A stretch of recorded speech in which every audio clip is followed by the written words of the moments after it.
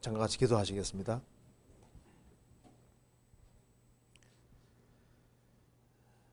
저희를 사랑하시는 하나님 아버지 감사합니다. 오늘 이 시간 주 성령께서 우리 가운데 함께 해주시고 주의 말씀으로 궁금한 것들을 풀 수 있도록 도와주시옵소서. 저희들은 너무나도 어리석고 지혜가 부족합니다. 주님께서 하나님 말씀으로 깨우쳐 주시고 또 주님 말씀 가운데 걸어갈 수 있는 힘을 허락해 주옵소서. 오늘 시작하는 시간부터 마치는 시간까지 함께해 주시고 도와주시기를 간절히 의지하오며 주 예수 그리스도 이름으로 기도하옵나이다. 아멘. 질문이 아주 많이 나와 있습니다. 많이 나왔죠? 그죠? 저도 이렇게 많이 있을 줄은 몰랐는데, 근데 이거 다 하기는 어려울 것 같은데요. 일단 이번에 다 못하면은 또 다음 달에 이어서 이렇게 하면 되겠습니다. 최대한 이제 이렇게 간단하게 좀 말씀을 드려보도록 하겠습니다. 여기에 이제 질문한 걸 한 번씩 하나씩 생각해 봅시다. 먼저 첫 번째 질문. 어려운 말씀, 이제 이 말씀 분류를 했습니다. 어려운 말씀에 대한 질문이라고 했는데요. 먼저 요엘서 1장 18절에서부터 20절까지의 마지막 때의 징조에 관한 말씀이 나오는데 잘 이해가 안 됩니다.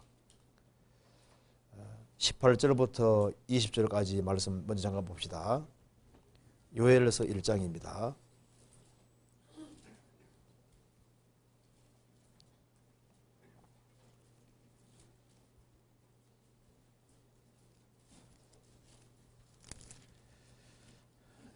18절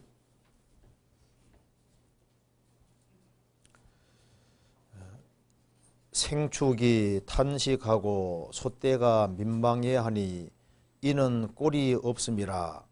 양떼도 피곤하도다. 여호와여 내가 주께 부르짖으오니 불이 거친 들에 풀을 살랐고 불꽃이 밭의 모든 나무를 살랐음이니이다. 들짐승도 주를 향하여 헐떡거리오니 시내가 다 말랐고 들의 풀이 불에 탔음이니이다. 질문 내용이 위 말씀들이 정말 짐승들에 대한 말씀인지 달리 해석해야 하는지 궁금합니다. 여기 18절에 보면은 생축이 탄식하고 솥대가 민망해하니 이는 꼴이 없음이라. 양떼도 피곤하도다. 문자 그대로 짐승입니다. 이걸 달리 해석하는 게 아니라 여기 말한 대로 꼴이 없으니까 생축이 탄식하고 솥대가 민망해하니 이는 꼴이 없음이라. 양떼도 피곤하도다. 20절에 들짐승도 주를 향하여 헐떡거리오니 시내가 다 말랐고 들의 풀이 불에 탔음이니이다. 여기서 이제 질문한 내용이 이것으로 생각이 됩니다. 요엘서 1장 18절에서 20절에 마지막 때의 징조에 관한 말씀이 나오는데 잘 이해가 안 됩니다. 18절에서 20절까지는 마지막 때의 징조가 아니거든요. 아니, 왜냐하면은 이걸 좀 아셔야 되는데요.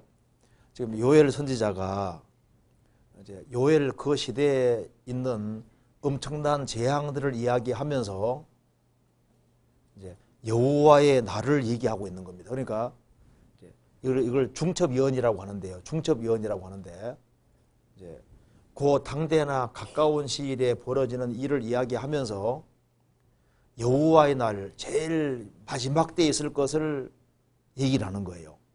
그러니까 여기 이제 요엘서 1장은 이제 하나님의 심판이 그 시대에 있었던 엄청난 일을 얘기하면서 이제 여호와의 날을 얘기하려고 하는 겁니다. 자, 먼저 2절 봅시다. 1장 2절 보시겠습니다. 늙은 자들아 너희는 이것을 들을지어다. 땅의 모든 검이나 너희는 귀를 기울일지어다. 너희의 날에나 너희 열조의 날에 이런 일이 있었느냐? 전무후무한 일이라는 겁니다. 4절 팥종이가 남긴 것을 메뚜기가 먹고 메뚜기가 남긴 것을 늑이 먹고 늑이 남긴 것을 황충이 먹어도다.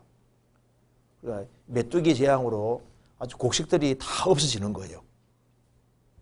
그리고 이제 하나님께서 이 땅에다가 재앙을 내려서 땅이 아주 황폐하게 되고 그래서 풀도 없어지고 하니까 이 짐승들도 아주 고통받는 걸 이야기를 하면서 여호와의 날을 얘기하려고 하는 겁니다. 15절에 오라 그날이여 여호와의 날이 가까웠으니 곧 멸망같이 전능자에게로 이르리로다. 그러니까 구약의 선지자들은 그 당대나 그 가까운 시일에 가까운 때에 있을 재앙을 얘기를 하면서 그러면서 갑자기 어디 보냐면 제일 마지막 때를 또 동시에 보고 있는 거예요. 그러니까 구약을 이해할 때 이렇게 이해하면 됩니다. 구약 이해할 때 여기 이제 선지자가 있다 봅시다.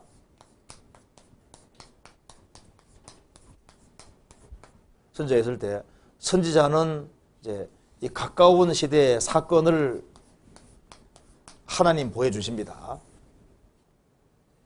이때 하나님의 어떤 재앙이 올 것을 이제 말씀하시면서 보통 선지자들은 예수님의 초림을 보고 그 다음에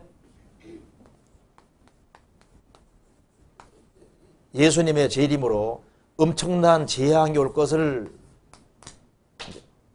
보는 겁니다. 그러니까 구약 읽어보면요 항상 구도가 이렇게 되어 있습니다. 가장 큰 봉우리는 이제 이거 초림 보고 재림 보는 거예요. 그러니까 그 당대나 가까운 데 얘기를 하면서 초림 얘기하고 재림 이야기 이런 식이거든요. 요엘서도 마찬가지입니다. 그 당대나 가까운 때 엄청난 메뚜기 재앙 그리고 이제 이 땅이 아주 황폐하게 하게 되고 짐승들이 고통받는 막 이런 얘기를 하면서 하나님께서 갑자기 이쪽으로 넘어가서 이쪽을 보여주시는 거예요. 그래서 요엘서 1장은 주로 그 당대나 가까운 데에 있는 일을 얘기를 하면서 2장으로 넘어가면은 1장에는 여호와의 날이 온다고 하면서 2장에는 여호와의 날에 구체적을 얘기를 하는데 이때는 메뚜기 재앙이 될 때는 메뚜기를 넘어서서 막 엄청난 군대가 쳐들어와서 멸망시키는 걸 얘기를 하는 겁니다. 요엘서 2장 보시겠습니다.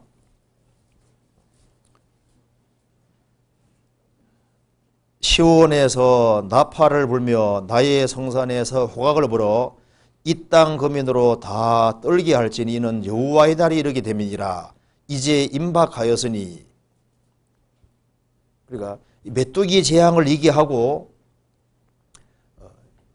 땅에 재앙이 와서 식물이 끊어지고 그리고 이제 동물들이 고통받는 걸 얘기를 하면서 이제 7년 환란 속에 벌어질 것을 얘기를 하는 거예요. 그래서 구약 성경 읽을 때 여호와의 날 하면은 거의 7년 환란을 가리키고 있습니다. 무슨 이해되시죠? 그러니까 구약에 여호와의 날이 나오면은 여호와가 하나님의 이름이니까 구약 시대 이스라엘 사람들이 하나님 이름 부르기를 무서워했습니다. 그래서 여호와를 아도나이라고 바꿔 불렀거든요. 그래서 아도나이가 주입니다. 그래서 신약 성경에는 여호와가 다 주로 바뀌어 나오죠. 그래서 신약 성경에는 여호와의 날이 주의 날입니다. 그래서 신약 성경에서 주의 날 하면은 여호와의 날을 그대로 받은 거예요. 그래서 여호와의 날, 주의 날, 7년 환란, 야곱의 환란 때 어린 양의 진도 다 똑같은 얘기입니다. 7년 환란 얘기하는 겁니다. 그래서 다시 보시면요. 3절 곧 어둡고 캄캄한 날이요 빽빽한 구름이 낀 날이라. 핵이 터지면은 버섯구름이 올라가면서 태양을 덮으니까 캄캄하고 어두운 날이 되고 빽빽한 구름이 낀 날이 됩니다. 암흑진저가 됩니다. 성경에 이런 표현이 많이 나와 있는데 핵이 터지면 이런 일이 정말 벌어지게 됩니다. 이는 많고 강한 백성이 이르렀음이라. 이 같은 것이 자고 일 없었고 이후 세세 없으리로다. 전무후무하다는 겁니다. 3절 불이 그들의 앞을 설하며 불꽃이 그들의 뒤를 태우니 그 전의 땅은 에덴 동산 같았으나 그 후의 땅은 황무한 들 같으니 그들을 피한 적 없도다. 지구가 질투의 불에 삼켜질 것을 말씀하고 있는 거예요. 그러면서 요엘서 1장에서는 메뚜기 재앙을 얘기하고 있는데 2장에는 메뚜기가 아닙니다. 4절에 2장 4절 그 모양은 말 같고 그 달리는 것은 기병 같으며 그들의 산 꼭대기에서 뛰는 소리가 병거 소리와도 같고 불꽃이 초계를 사르는 소리와도 같으며 강한 군사가 항모를 부리고 싸우는 것 같으니 그 앞에서 만민이 송구하여 하며 무리의 낯빛이 하얘졌도다. 그들이 용사같이 달리며 무사같이 성을 더위 잡고 오르며 각기 자기의 길로 행하되 그 항모를 어기지 아니하며 피차에 부딪히지 아니하고 각기 자기 길로 행하며 병기를 충돌하고 나아가나 상치 아니하며 성중에 뛰어들어가며 성 위에 달리며 집에 더위 잡고 오르며 도적같이 창으로 들어가니 그 앞에서 땅이 진동하며 하늘이 떨며 이로리 캄캄하며 별들이 빛을 거두도다. 그러니까 메뚜기가 이 지구상에 아주 엄청난 재앙을 일으키는 걸 얘기를 하면서 여호와의 날 이 마지막 전쟁 때 이 지구가 완전히 암흑천지가 되고 지구가 질투불에 사삼켜지는 걸 얘기를 하면서 마지막 때 무기 모양을 얘기를 하고 있습니다. 그래서 요한계시록 9장에 더 자세하게 설명이 되어 있잖아요. 이 마지막 무기는 앞에서 막 불과 연기와 유황이 나오고 그래서 인간 3분절이 죽는 것이 나와 있습니다. 여기에 이 마지막 때의 무기는 병거 굴러가는 소리가 들 것이다. 탱크 같은 것은 병거 굴러가는 소리 나죠. 그 다음에 불꽃이 초기에 사르는 소리, 마른 불 사르는 소리는 불 사를 때 슉 소리 나든지 타타 소리 나든지 헬리콥터가 올라가는 소리하고 비행기 날아가는 소리 비슷합니다. 그리고 마지막 때 무기는 사무라이처럼요 건물을 착착 기어 오른다고 되어 있잖아요. 요즘 로봇 병기 같은 게 나오고 있습니다. 건물을 착착 기어 올라가잖아요. 이제 그러면서 이 지구에 이제 메뚜기가 오는 게 아니라 전 세계가 달라들어서 이 마지막 전쟁을 치르는 것이 상세하게 설명되고 있는 겁니다. 요엘서 3장 보시겠습니다. 3장 9절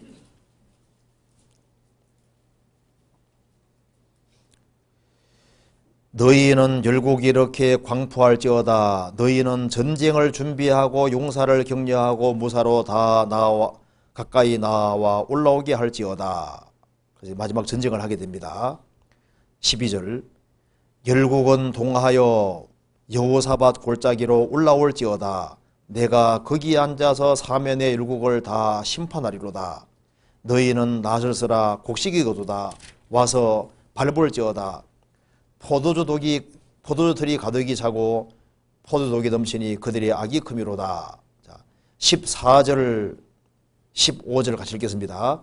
사람이 많으며 판결 골짜기에 사람이 많으며 판결 골짜기에 여호와의 날이 이르게 가까우미로다. 해와 달이 캄캄하며 별들이 그 빛을 거두도다. 이제 이 마지막 전쟁 때 아마겟돈의 전쟁이 나게 되는데요. 그때 2억 군대 동원된다 그랬죠. 사람이 많으며 판결 골짜기에 사람이 많으며 사람이 새카맣게 몰려서 마지막 전쟁을 하기 때문에 천지가 진동되리로다. 그 뒤에 나와 있죠. 16절에 나와 있죠. 천지가 진동될 것이다. 그래서 21절 같이 읽어보겠습니다. 내가 전에는 그들의 피 흘림 당한 것을 갚아주지 아니하였거니와 이제는 갚아주리니 이는 나 여호와가 시온에 거함이니라. 이스라엘이 그리스도를 배척한 죄로 1900년 이상 피 흘림을 당했습니다. 이제 이스라엘 민족이 회복되고 난 이후에 이스라엘 중심으로 해서 열국과 전쟁이 벌어지게 되는데 그때는 인류가 거의 전멸하게 되는 겁니다. 이제 이방인들이 피를 흘리게 될 거라는 겁니다. 그래서 요한계시록 16장에 피가 얼마나 많이 흘리는지 피가 말 굴레까지 닿아서 서울에서 한 대구 정도까지 그 정도 그 보거리로 피가 퍼진다고 되어 있잖아요. 그러니까 요엘서 1장은 7년 혼란 얘기가 아닙니다. 이해되시죠? 그래서 그 당대나 가까운 데 있을 일을 예를 들면서 얘기하면서 이런 재앙은 비교가 안 되는 아주 엄청난 재앙이 저 끝에 벌어진다는 걸 얘기를 하고 있는 거예요. 그렇게 얘기하면 되겠습니다. 그 다음 두 번째 질문. 로마서 9장 15, 16절에 보면 하나님께서 긍휼히 여길 자를 긍휼히 여기고 불쌍히 여길 자를 불쌍히 여기리라 하셨는데요. 하나님의 일을 이루시려고 악한 역할을 맡은 바로 왕 유다 이스라엘 사람들은 하나님이 작정하시고 그 사람을 그런 의도로 지으신 건지 궁금합니다. 참 좋은 질문이죠. 로마서 9장 찾아보시겠습니다.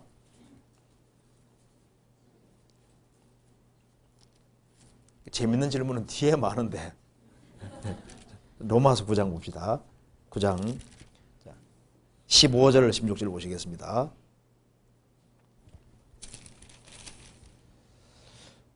모세에게 이르시되 내가 긍휼히 여길 자를 긍휼히 여기고 불쌍히 여길 자를 불쌍히 여기리라 하셨으니 그런즉 원하는 자로 말미암음도 아니요 다른 박질하는 자로 말미암음도 아니요 오직 긍휼히 여기시는 하나님으로 말미암음이라. 성경이 바로에게 이르시되 내가 이 일을 위하여 너를 세웠으니 곧 너로 말미암아 내 능력을 보이고 내 이름이 온 땅에 전파되게 하려 함이로다 하셨으니. 그 다음 같이 읽어보겠습니다. 그런즉 하나님께서 하고자 하시는 자를 긍휼히 여기시고 하고자 하시는 자를 강팍해 하시느니라. 자, 이 말 읽으면은 하나님이 어떤 사람은 긍휼히 여기시고 어떤 사람은 강팍하게 만드시는구나 이렇게 생각하기 쉽잖아요. 근데 너희는 여호와 책을 자세히 읽어보라고 하셨습니다. 자, 이게 무슨 뜻인지를 봅시다. 여기 로마서 9장 15절 모세에게 이르시되 내가 긍휼히 여길 자를 긍휼히 여기고 불쌍히 여길 자를 불쌍히 여기리라 하셨으니. 하나님은 그리스도 안에서 안에 들어오는 사람은 전부 다 긍휼히 여기십니다. 그리고 하나님께서는 그리스도 안에 들어오도록 끊임없이 배후에서 유도하고 계신 거예요. 여기 하나님께서는 긍휼히 여길 자를 긍휼히 여기고 불쌍히 여길 자를 불쌍히 여기시느니라. 예수님의 공도가 있기 때문에 예수님 안에 들어와 있는 사람은 긍휼의 긍휼을 계속 받도록 하셨기 때문에 하나님께서는 모든 사람이 그리스도 안에 들어오기를 원하십니다. 그래서 하나님께서는 구원받지 아니하는 모든 사람을 그리스도 안에 들어오게 하기 위해서 끊임없이 배후에 작업을 하시고 계신 거예요. 자, 이걸 이해하기 위해서 잠깐 접어두시고 로마서 2장 보시겠습니다.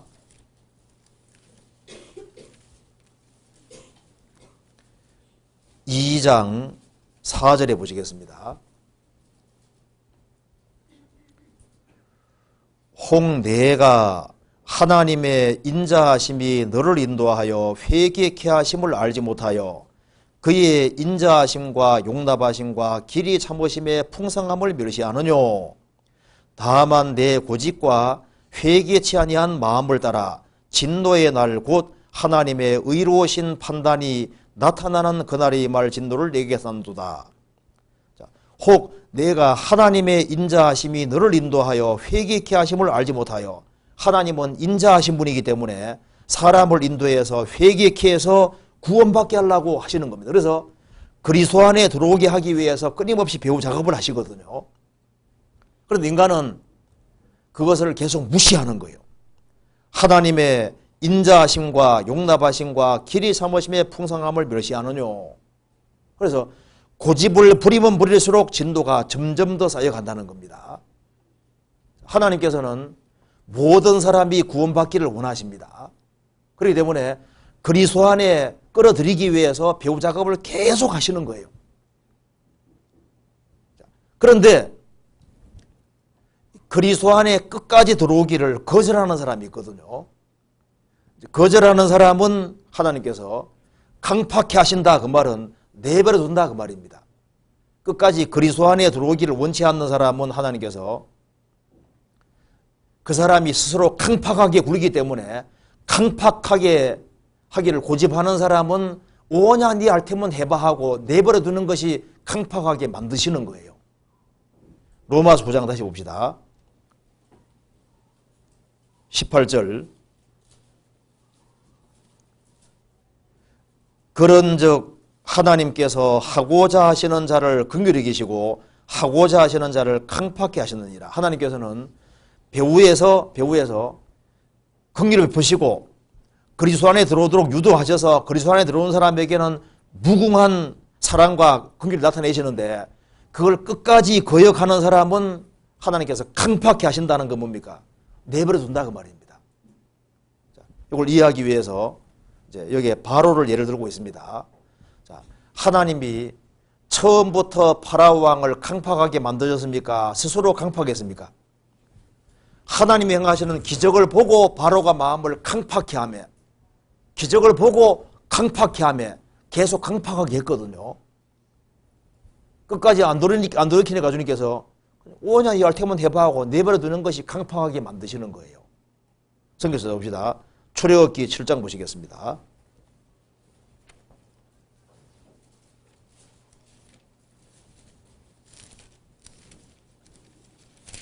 7장 13절입니다.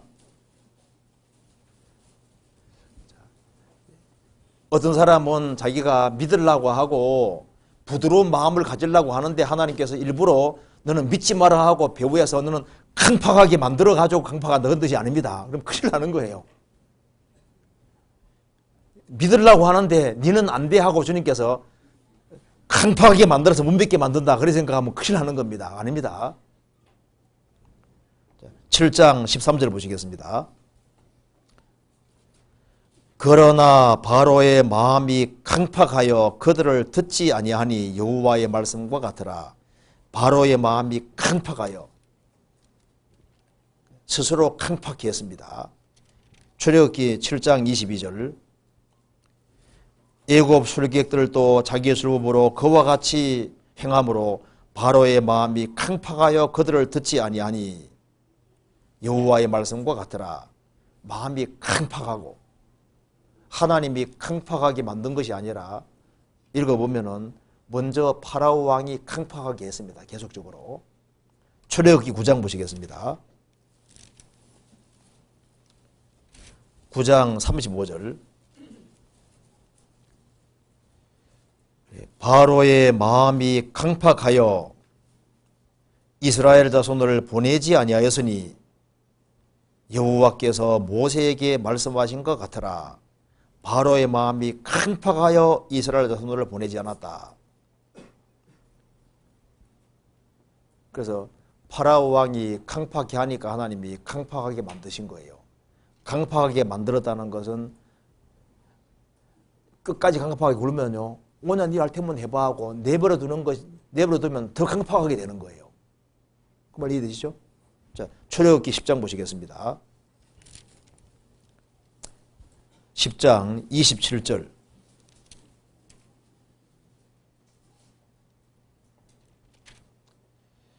여호와께서 바로의 마음을 강팍히 하셨으므로 그들을 보내기를 즐기 아니하고 강팍했단 말이 나와 있죠. 그러니까 스스로 강팍하는 사람은 끝까지 안 돌이키면 주님께서 강팍하도록 내버려 두시는 거예요. 로마서 1장 찾아봅시다.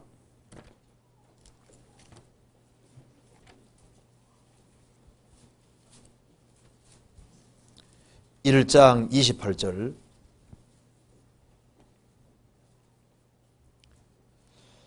또한 저희가 마음에 하나님 두기를 싫어하며 하나님께서 저희를 그 상실한 마음대로 내어버려 두사 합당치 못한 일을 하게 하셨으니 자, 마음에 하나님 두기를 싫어하지 않습니까?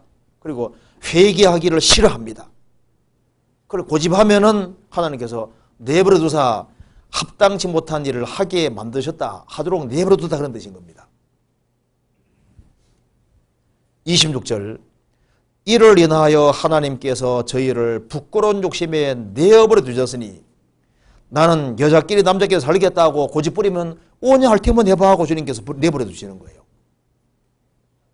성경 데살로니가후서 2장 보시겠습니다. 2장 10절.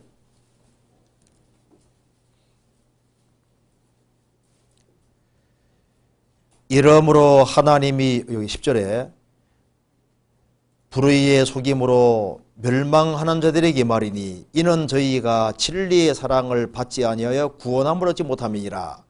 이러므로 하나님이 유혹을 저희 가운데 역사하게 하사 거짓 것을 믿게 하시면 믿도록 내버려 두시는 거예요. 그렇게 하시는 이유는 진리를 믿지 않고 불의를 좋아하는 모든 자로 심판을 받게 하려 하심이니라. 진리를 믿어야 되는데 진리를 믿지 않고 불의를 좋아하는 사람이 있습니다. 구원을 받아야 되는데 끝까지 구원받기를 거절하는 사람이 있습니다. 그런 사람에게는 하나님께서 유혹을 저희 가운데 역사하게 하사 역사하도록 내버려 두는 거예요. 거짓 것을 믿게 하시면 믿도록 내버려 두신다 그 말입니다. 진리를 믿지 않고 불의를 좋아하기 때문에 심판받도록 내버려 둬버리는 거예요. 그래서 쉽게 이 진흙이 양초가 되기를 원하시는데 이 태양빛을 잘 받으면요, 싹 받아들이면은 양초가 된다 합시다. 그런데 양초가 되는 길이 있는데 그걸 끝까지 안 받아들이면요, 진흙은 햇빛 받을수록 어떻게 됩니까? 더 굳어져 버리잖아요. 그러니까 태양이 진흙은 굳게 하고 양초는 녹이잖아요. 그러니까 사람이 구원받도록 하나님이 유도를 계속 하시는데 인간이 끝까지 그 긍휼을 거절하는 길을 택하면 하나님께서 그 사람이 강팍하도록 내버려둬 버리는 거예요. 내버려두면 더 강팍해지는 거예요. 그래서 하나님께서 강팍하게 하셨다 그 말은 믿으려는 사람을 못 믿게 만들어서 이제 하나님을 대적하도록 유도하셨다 그런 뜻이 절대 아니다 그 말입니다. 그러니까 하나님께서 아담 안에 있기를 고집하는 사람은 강팍하도록 내버려 두시고 그리스도 안에 들어오도록 유도하시는데 들어오는 사람은 주님께서 긍휼의 긍휼을 계속 베푸신다 그런 뜻인 거예요. 로마서 5장 그런 내용입니다. 그렇게 하고 그다음 넘어갑시다. 그 다음에 마태복음 6장 7절에 기도할 때 중언부언하지 말라고 하셨는데 어떤 소망을 이루기 위해 똑같은 기도를 날마다 간절히 기도하는 것과 무슨 차이가 있는 건지요? 중언부언과 끈질긴 기도의 차이는 무엇인지 알고 싶습니다. 자, 마태복음 6장 7절 봅시다. 6장 7절. 또 기도할 때 이방인과 같이 중언부언하지 말라. 저희는 말을 많이 하여야 들으실 줄 생각하느니라. 그러므로 저희를 본받지 말라.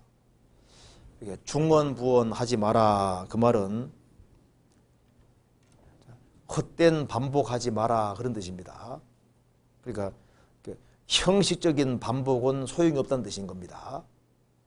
그럼 여기 이제 끈질긴 기도와 간절한 기도와 이게 중언부언 차이가 뭐냐? 그 차이는 마음이 들어가고 안 들어가는 그 차이입니다. 예수님께서도 반복적으로 기도하셨습니다. 예수님께서 겟세마네 동산에 기도하실 때 동일한 말씀으로 기도하셨습니다. 그러니까 동일한 말씀으로 기도하는 것 자체가 그것 자체가 잘못인 것이 아니에요. 성경 찾아봅시다. 마태복음 26장 보시겠습니다.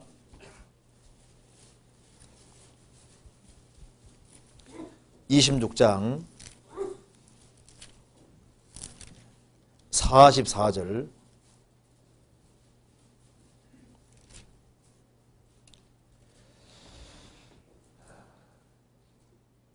또 저희를 두시고 나아가 세 번째 동일한 말씀으로 기도하신 후에 아버지여 할만하시거든 이 잔을 내게서 지나가게 하옵소서. 그러나 내 뜻대로 마옵시고 아버지 뜻대로 하옵소서 기도하고 그 다음에 동일한 말씀으로 또 기도하시고 동일한 말씀으로 다시 기도하셨습니다. 그러니까 동일한 말을 반복하는 것 자체를 성경에서 금지하는 것이 아니고 그것이 형식적으로 헛되이 반복하는 그것 자체를 주님께서 금지시킨 겁니다. 그래서 역사 속에서 무엇이 심판을 항상 받았냐면은 마음이 빠지고 형식으로 끝나는 모든 것은 다 심판을 받았습니다. 이스라엘 백성들이 매 안식일마다 성전에 참석하고 예배했지만은 그것이 형식으로 끝날 때 주님 말씀하시기를 마당만 밟을 뿐이라 말씀하시고 너희가 손을 펼치라도 듣지 않는다고 말씀하셨습니다. 마음이 들어가지 않고 형식으로 끝나면 그것은 중언부언이 되는 것이고 마음이 들어가면은 동일한 것이 반복되더라도 중언부언이 아닌 것이 되는 거예요. 이사야 1장 보시겠습니다.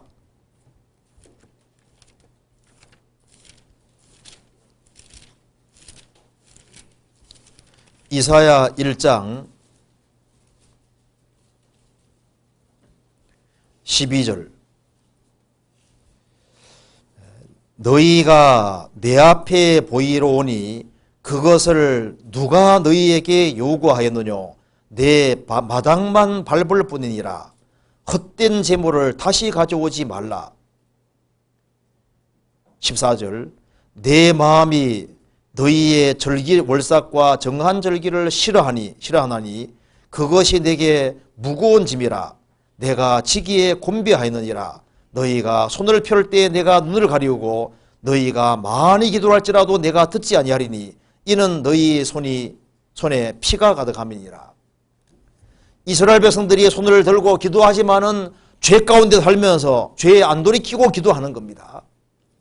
그리고 성전 마당은 밟는데 그런데 형식으로 끝나버립니다. 그러면은 주님과 아무 관계가 없는 거예요. 하나님은 영이십니다. 자, 형식이라는 것은 내용이 있을 때 필요한 거예요. 자, 어떤 사람은 이제 수영도 못하고 수영 팬티도 안 입었습니다. 물에 빠지면 어떻게 될까요? 죽잖아요. 수영 팬티는 입었는데 수영 못해요. 어떻게 됩니까? 죽잖아요. 수영 팬티는 안 입었는데 수영 잘해 어디 갑니까? 살 수 있잖아요. 수영도 잘하고 수영 팬티도 입었습니다. 좋잖아요. 그러니까 팬티라는 건 이제 있으면 좋은 거고 그건 외적인 것은 그건 바깥에 붙는 것에 불과한 거예요. 그러니까 껍데기만 있고 내용 없으면 주님하고 관계 없습니다. 그래서 중언부언이라고 하는 것은 형식적으로 헛되이 반복하는 그것은 주님과 관계없다 그 말입니다. 입으로만 하고 끝나버리면 주님과 관계없다는 겁니다. 자, 그러면 생각해 봅시다. 누가복음 18장에 그 과부 얘기 나오잖아요. 너무 억울한 일을 당했습니다. 이건 불의한 재판관 저 사람 말고는 해결해 줄 사람이 없어요. 그래서 이제 재판 찾아가는데 문 앞에서 차단당했습니다. 과부가 억울한 일이 있어 왔는데 없다 그래. 또 그 다음 왔습니다. 또 왔는데 없다 그래. 또 왔는데 없다 그래. 그걸 매번 반복했습니다. 나중에 아이고 귀찮아서 못 살겠다. 데리고 들어오라고. 그래서 번거롭게 하기 때문에 들어줬다고 했습니다. 그러면 이 과부가 끈질기게 와서 부탁한 내용이 뭐겠습니까? 동일한 내용인 거예요. 억울한 일을 동일하게 얘기를 하는데 들어줄 때까지 중언부언이 아니거든요. 동일한 내용을 반복해도 그게 간절한 마음이 들어가고 원한이 들어가면은 중언부언이 아닌 거예요. 우리 부모님 구원해 주세요. 구원이 안 됐거든요. 계속 구원해 주세요. 구원해 주세요. 그게 중언부언이 아닙니다. 이건 주님 꼭 들어주셔야 되는 거니까. 그렇잖아요. 그래서 헛된 형식으로 끝나면 주님과 관계없는 거예요. 마음이 들어가면은 주님께서 동일한 것이 반복되더라도 주님께서 귀하게 생각하시는 거예요. 이해되시죠? 그 다음 질문. 창세기 3장 24절에 이같이 하나님이, 잠깐 찾아봅시다. 창세기 3장 24절.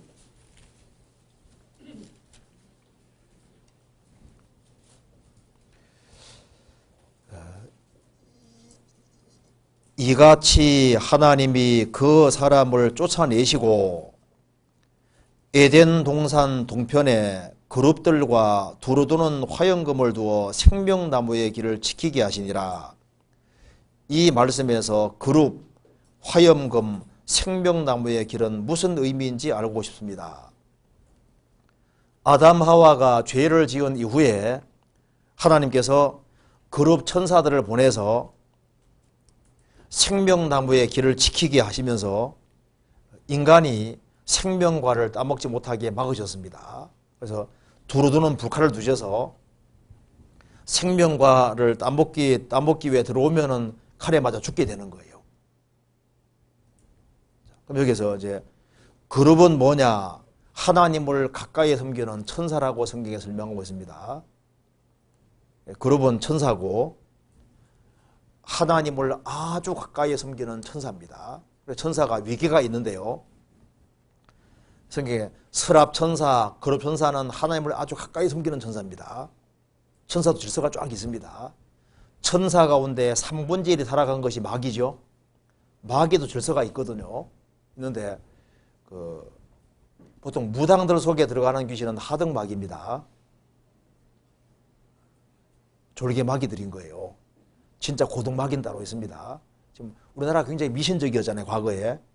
그런데 기독교가 들어오면서 유럽에 있는 서양 마귀들, 그런 아주 고등마귀들은 다 이제 일로 와서요. 하등마귀들은 다 이사 갔습니다. 동남아시아라든가 딴 데 이사 갔어요. 이사 가서 이제 마귀는 숫자가 제한되게 되면 이게 돌고 이게 움직입니다. 루시퍼 선사에 따라서 움직이는 거예요. 그러니까 나라마다 배치되어 있다고 성경에 나와 있잖아요. 루시퍼 천사 중심으로 해가지고 나라마다 지역마다 다 배치가 다 되어 있습니다. 그래서 세계를 장악하려고 하는 거예요. 어쨌든 마귀가 있는데요. 그러니까 이제 그룹 천사는 주님을 가까이 섬기는 천사고 두루두는 화염금이라는 건 불칼을 말하는 겁니다. 그리고 생명나무의 길을 지키게 하시니라. 왜냐하면은 생명과를 따먹으면 영생하는데 죄가 해결되지 아니한 상태로 영생과 먹으면 어떻게 됩니까? 죄가 해결되지 않은 상태로 영생과를 먹으면요, 쉽게 말해서 마귀처럼 돼버리는 거예요.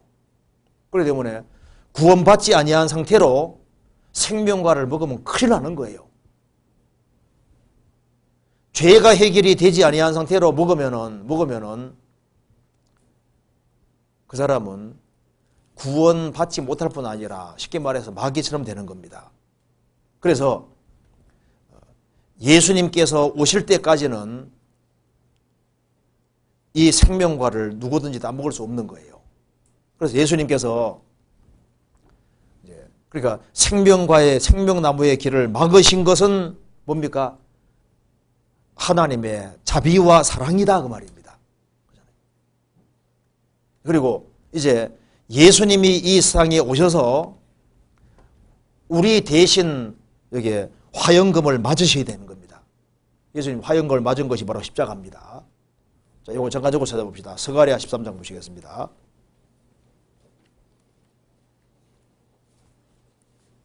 스가랴 13장 7절.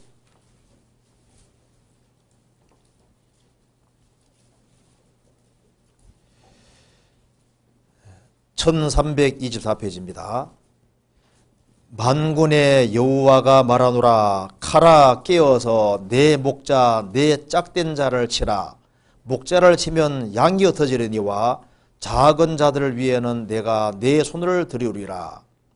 만군의 여호와가 말하노라. 칼아 깨어서, 내 목자가 누굽니까? 예수님이잖아요. 내 짝된 자가 누굽니까? 성부와 짝된 자가 누굽니까? 예수님입니다.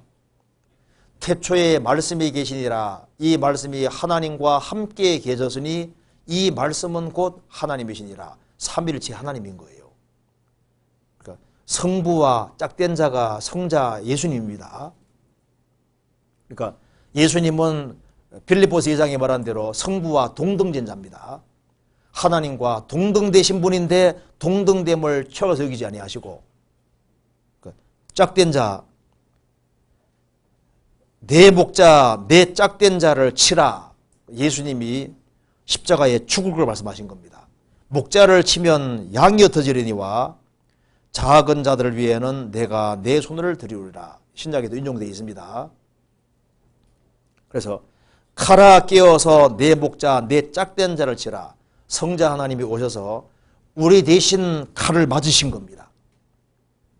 그래서 예수님께서 대신 죽으심으로 생명과 생명나무 길을 열어주셨고, 그래서 우리가 그 생명을 얻을 수 있게 된 겁니다. 예수님이 대신 칼을 맞아주셨기 때문에 그 생명권을 따서 우리에게 주셨고, 믿는 자는 누구든지 영생 얻게 해주신 겁니다. 이해되시죠? 그 다음에 로마서 6장 23절에 죄의 삭은 사망이라고 말씀하셨고 그 죄의 결과로 지옥 형벌을 있다고 배웠습니다. 그렇다면 세상 죄를 짊어지신 예수님이 우리 죄값을 치르시기 위해서는 지옥에 가는 것이 논리적으로 맞은 것 같은데 라고 생각한 적이 있습니다. 물론 저의 어리석은 생각인 줄 압니다만 성경적으로 예수님이 지옥에 가시지 않은 이유를 알고 싶습니다. 한번 찾아봅시다. 로마서 6장 할 때 머리도 좋아, 그죠? 로마서 6장 23절에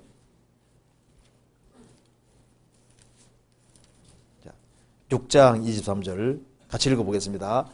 죄의 삭은 사망이요 하나님의 은사는 그리스도 예수 우리 주 안에 있는 영생이니라. 죄의 삭은 사망이니까 둘째 사망 불못까지 가야 되는데 예수님이 우리 죄를 짊어졌으면은 형벌을 받고 둘째 사망 불못으로 가서 예수님이 대신 영원히 고통받아야 될 것이 아니냐, 이런 논리가 나온다 그 말입니다. 그런데 그거 아니에요. 왜 아니냐면 생각해 봅시다. 선악과를 먹는 날 정령 죽는다 그랬죠? 그렇죠?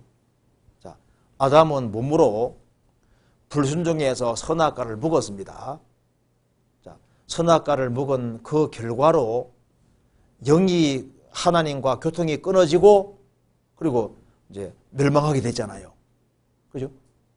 그러니까 영이 죽은 것은 영이 죽고 지옥까지 가게 된 이유는 하나님 앞에 선악과를 먹는 불순종 때문에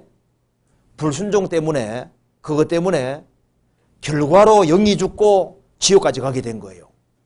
그러니까 문제 원인은 하나입니다. 하나님 앞에 불순종하고 선악과를 먹은 그것 때문에 불순종 때문에 영이 죽고 몸도 죽는 것이 됐으니까 이제 불순종만 해결하면은 순종해서 누군가가 대신 순종의 길을 걸어주기만 하면 영도 살고 그리고 천국도 가는 일이 생기게 되는 거예요. 무슨 말이 되죠?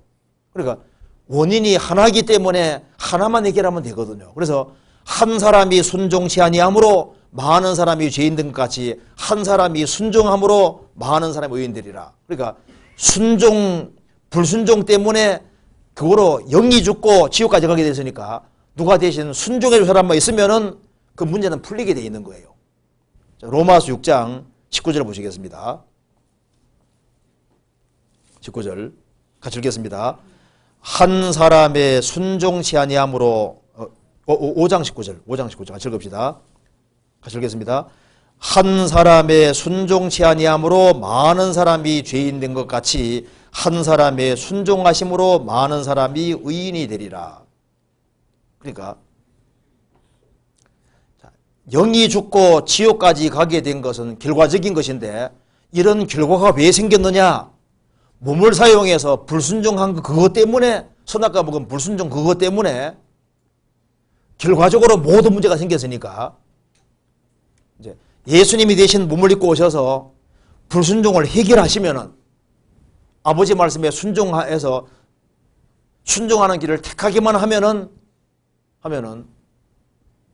뒤에 문제는 다 해결되게 돼 있어요. 그래서 영이 살고 천국까지 가는 건 결과적으로 생각하게 돼 있는 겁니다. 그래서 원인이 하나이기 때문에 하나만 해결해 주면 되는 거예요. 이거 이해되세요? 이게 논리적으로도 맞습니다. 이게 논리적으로 좀 안 맞는데 논리적으로 맞아요. 잘 생각해 봐요. 원인이 하나니까 하나만 해결하면 되는데 하나 해결할 사람이 없어가지고 문제인 거라고. 하나 해결해 주면 다 해결되게 돼 있는 거예요. 그죠? 맞죠? 넘어가도 되죠? 간단한 겁니다. 자, 그 다음에 그 창세기 6장 2절에 하나님의 아들들과 사람의 딸들에 대해서 알고 싶습니다. 잠깐 찾아봅시다. 창세기 6장 봅시다.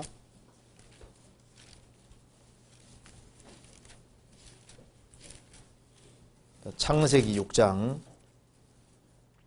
1절 사람이 땅 위에 번성하기 시작할 때 그들에게서 딸들이 나니 하나님의 아들들이 사람의 딸들의 아름다움을 보고 자기들이 좋아하는 모든 자로 아내를 삼는지라. 여호와께서 가라사대 나의 신이 영원히 사람과 함께 하지 아니하리니 이는 그들이 육체가 됨이라. 그러나 그들의 날은 120년이 되리라 하시니라. 당시에 땅에 네피림이 있었고 그 후에도 하나님의 아들들이 사람의 딸들을 취하여 자식을 낳았으니 그들이 용사라 고대 유명한 사람이었더라. 이 질문 참 중요한 질문입니다. 이게 왜 중요한 질문이냐 하면은 여기에 네피림이란 말이 나와 있죠. 3절에 네피림 할 때 여기 옆에 꼬불꼬불하게 돼 있죠. 꼬불꼬불하게 안 되는 성경도 있어요. 이런 성경이 좋은데 나눠줘도 있고 꼬불꼬불한 거. 꼬불꼬불하게 되는 건 원문대로 썼다 그런 뜻입니다. 근데 이제 왜 원문대로 쓴다 하면은 우리말로 번역할 말이 없는 거예요. 그래서 이 말 자체를 장부가 아주 엄청난 거인이 그런 뜻입니다. 그런데 장부라고 해도 좀 말이 좀 안 맞는 것이 장부 보통 우리가 이제 키가 아주 엄청 큰 사람보다 훨씬 더 큰 사람을 말하는 거거든요. 그러니까 이 지금 우리가 사용하는 말로 적합한 말이 없으니까 원어대로 써놨다 그런 뜻입니다. 네피림.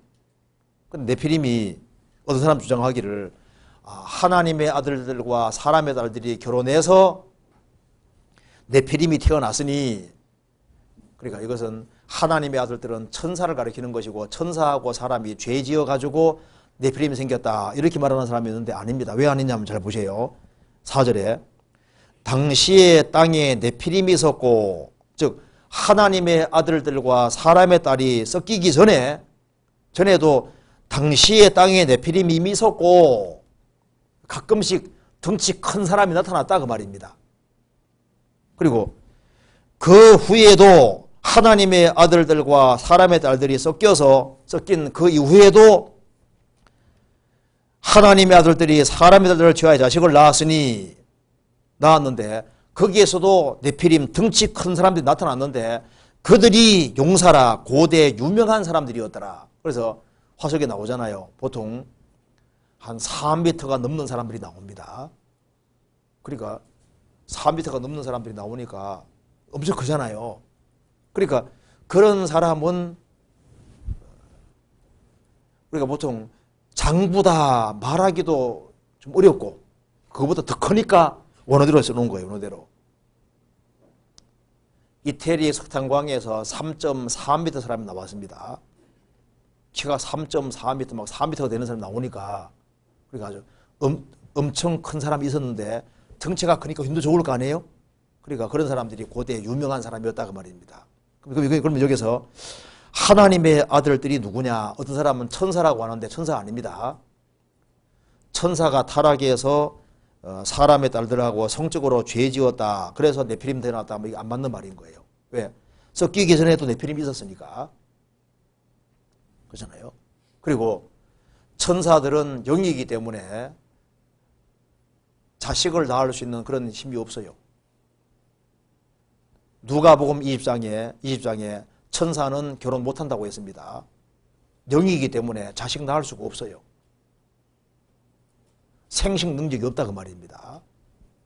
성경에서 하나님의 아들은 크게 두 가지로 쓰이는데 천사 가리키는 것이 아니면은 구원받은 사람, 여기서는 구원받은 사람 가리키는 겁니다. 여기 이제 하나님의 아들들은 누구냐 하면은 쉽게 말해서 창세기 5장입니다. 5장에 나와 있는 세세 후예를 말하고 있습니다. 구원받은 사람들 말하는 거예요. 그리고 사람의 딸들은 상속이 없는 창세기 4장 16절 이하의 가인의 후예를 말하는 겁니다. 그래서 노아 홍수 전에 짐승 죽이는 피제사가 있었습니다. 그래서 방주에 동물들을 집어넣을 때도 정결한 짐승을 7상 집어넣었다고 되어 있죠. 왜 집어넣냐 하면은 이렇게 정결하다는 것은 또 레위기 11장에 나오는 거 다릅니다. 제사용을 말하는 거예요. 그러니까 노아 홍수 전에도 제사용으로 짐승을 죽였는데요. 양이라든가 염소, 송아지 이런 거 몇 가지 있는 겁니다. 그래서 노아는 홍수 끝난 이후에 정결한 짐승을 잡아서 하나님께 제사 드렸다고 나와 있죠. 창세기에서 찾아봅시다. 창세기 8장 20절을 보시겠습니다. 노아가 여호와를 위하여 단을 쌓고 모든 정결한 짐승 중에서와 모든 정결한 새 중에서 취하여 번제로 단에 드렸더니, 그러니까 노아가 정결한 짐승으로 짐승을 죽인 것을 봐서 노아 홍수 전 시대에 뭐가 있었다는 걸 알 수 있습니까? 피제사가 있었다 그 말입니다. 그래서 아벨도 짐승을 죽였고, 그래서 짐승을 죽이는 제사가 있었고, 왜냐하면 죄를 짓고 살았으니까요. 그래서 이 짐승이 죽는 것처럼 오실 그리스도를 믿는 사람들이 있었던 거예요. 그 사람들이 바로 하나님의 아들들이었다 그 말입니다. 그리고 아예 하나님을 등지고 사는 사람들도 있었는데, 노아 홍수 전에 전 시대에 노아 시대에 또로 타락해서 하나님의 아들들과 사람들, 즉 구원을 받은 사람과 안 받은 사람이 뒤섞이게 된 거예요. 뒤섞였는데 이 하나님의 아들들 중에 신앙을 지키는 사람은 노아 시드구밖에 없었던 거예요. 그러면 생각해 봅시다. 아담 때부터 노아 때까지 인구를 계산한 것에 보면은 정답은 아닙니다. 최소 10억에서 최대 100억이라고 얘기하거든요.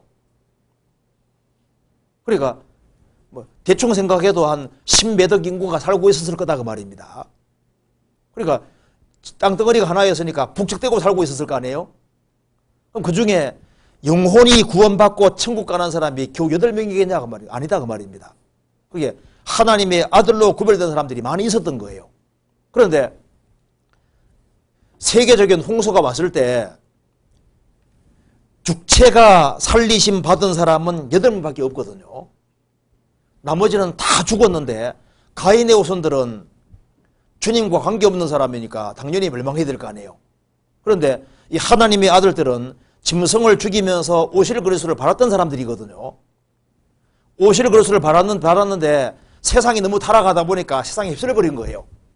휩쓸리고 안 돌이켰다 그 말입니다. 그래서 하나님께서 120년 동안 유예기간 주셨거든요.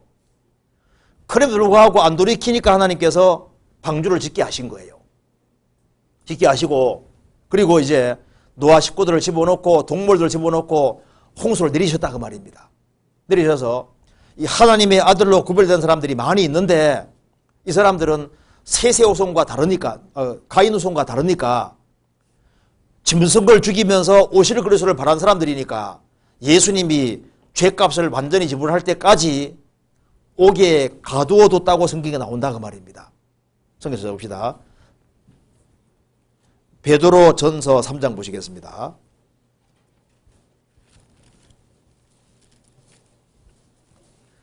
3장 16절입니다. 18절입니다.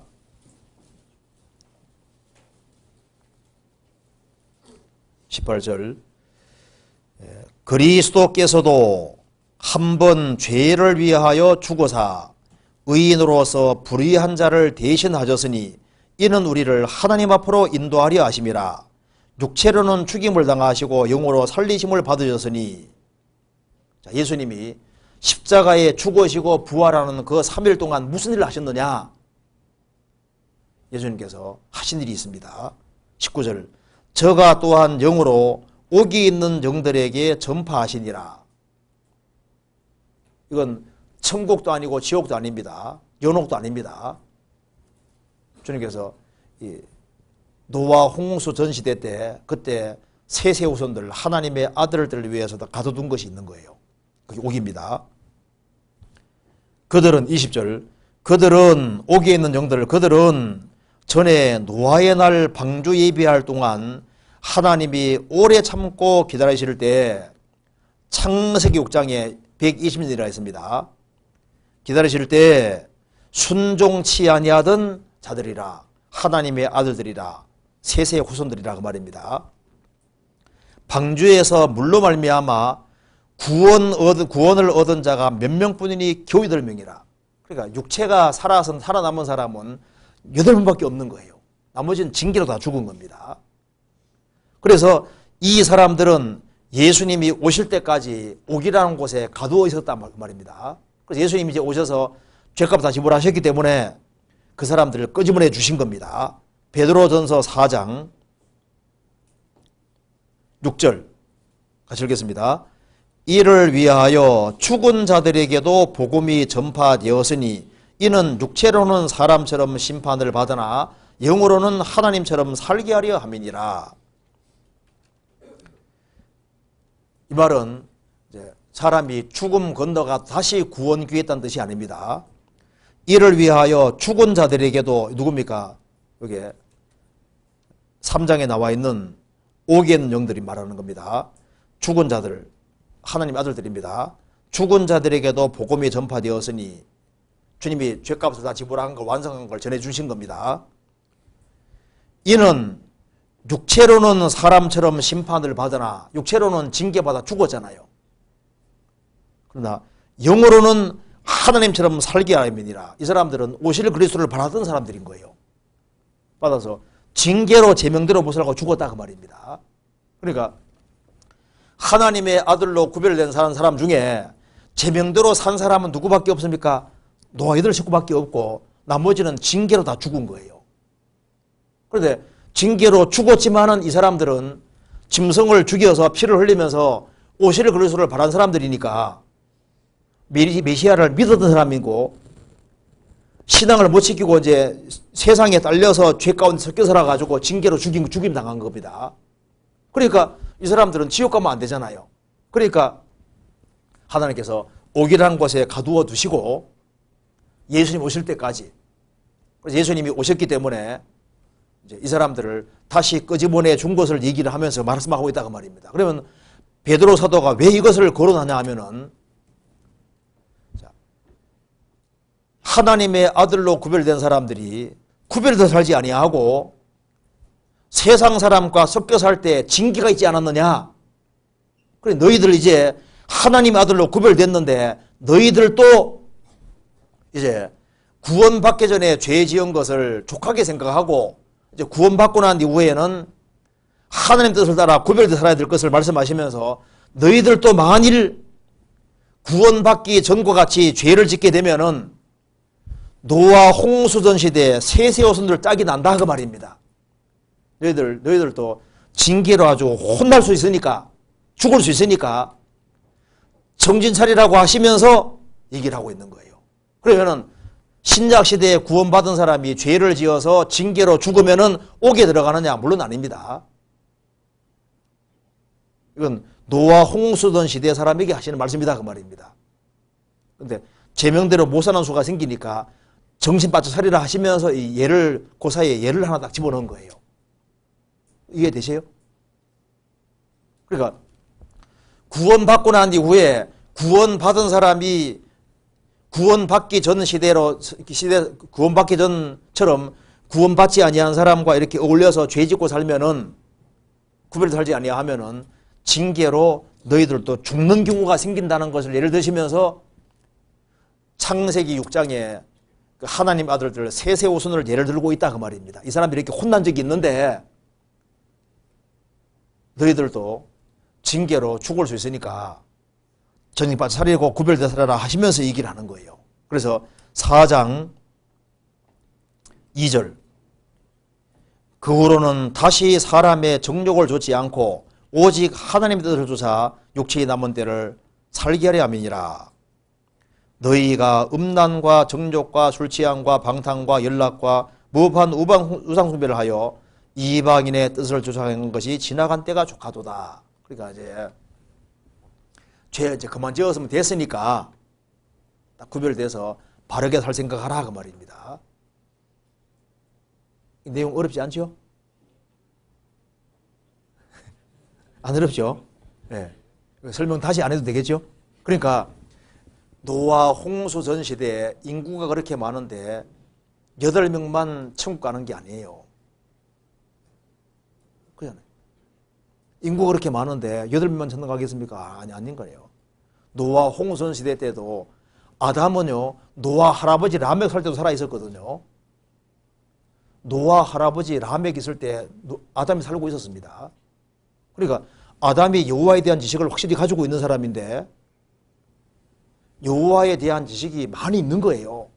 그 중에 정말 참되게 짐승피를 흘리면서 오실을 그려서 말하는 사람들이 많이 있었던 겁니다. 있었는데 그런데 하나님 말씀 안 듣고 다 하지 않습니까? 안 듣고 죄에 섞여 살아가니까 그러니까 하나님께서 그러니까 노아 방주를 만들게 하셔서 노아 식구들로 다시 역사를 시작하신 거예요. 이해되시죠? 네, 그렇게 하면 되겠습니다. 그 다음 질문입니다. 저는 구원은 고등학교 때 받았지만 그 전부터 하나님을 알았습니다.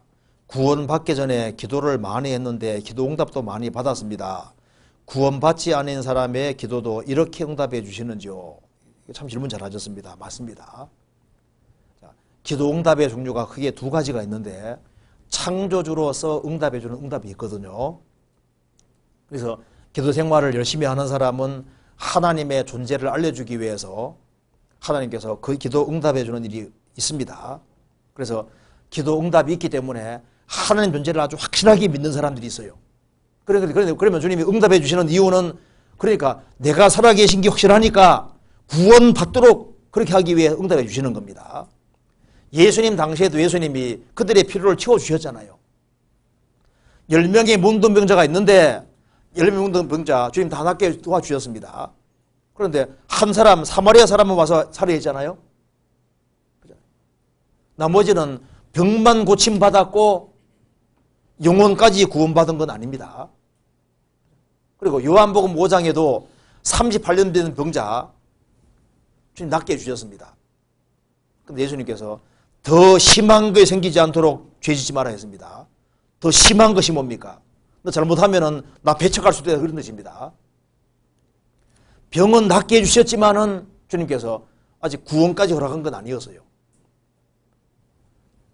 자기를 낫게 한 자가 예수라고 가서 얘기하는 거 봐요. 그 사람 믿음이 아직 완전히 하지 않습니다. 너 조심해라 그 말입니다. 38년 병자로서 누워있는 것보다 더 심한 건 지옥 가는 거거든요.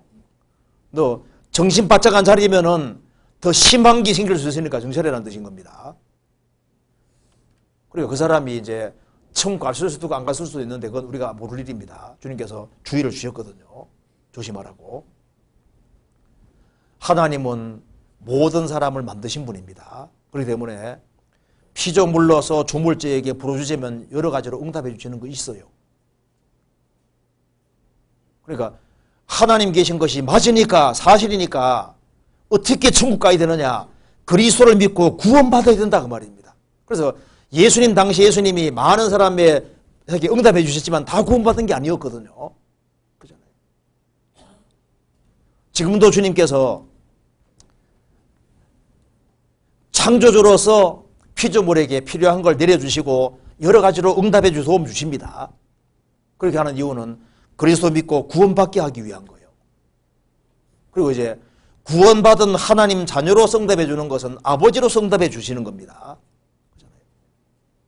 그래서 창조주로서 응답해 주는 응답이 있고 하나님 아들이기 때문에 응답해 주는 게이기 때문에 기도 자체가 기도응답 자체가 구원을 보증하는 건 아닌 겁니다. 그렇죠? 그래서 구원 안 받고도요, 기도응답도 받고, 그 응답 받았는데 그게 구원을 대신할 수 있는 게 아닌 거예요. 이적 체험을 했을지라도 구원받은 게 아니거든요. 뭐 방언 체험에서도 구원 안 받고도 할 수 있는 거예요, 얼마든지. 그렇죠? 그러니까 하나님 사랑이 확실하니까 구원을 받아야 되는 겁니다. 이거 이해되시죠? 그래서 마귀는요, 야, 니 응답 오니까 닌 된 거야, 이렇게 속일 수도 있습니다.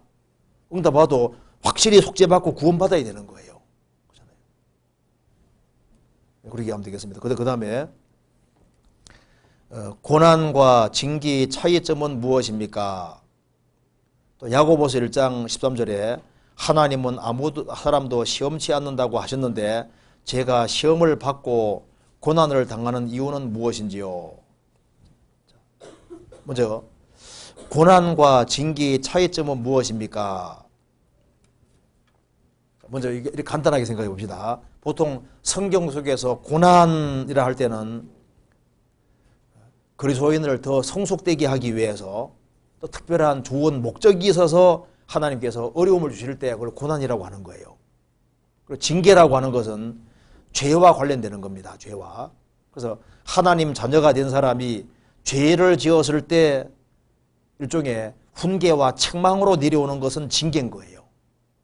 그래서 특별히 죄 지은 것이 아닌데 어떤 특별한 어려움 같은 걸 당할 때는 이제 하나님이 특별한 목적을 가지고서 내려주는 고난이라 생각하면 되고, 죄를 짓고 죄에 대한 벌로서 내리는 경우는 징계라고 할 수 있다 그 말입니다. 야곱은 자기 형을 속이고 아버지 속였습니다. 두 번 크게 속였거든요. 그래서 자기 생애 속에 두 번 당했잖아요. 그건 징계인 겁니다. 근데 욥 같은 경우는 고난인 거예요. 죄를 짓고 당한 것이 아니니까. 그렇게 이해하면 되고, 그 다음 또 한 가지는 하나님은 아무 사람도 시험치 않는다고 하셨는데 이 시험은 좀 의미가 다릅니다. 성경에서 봅시다. 야고보서 1장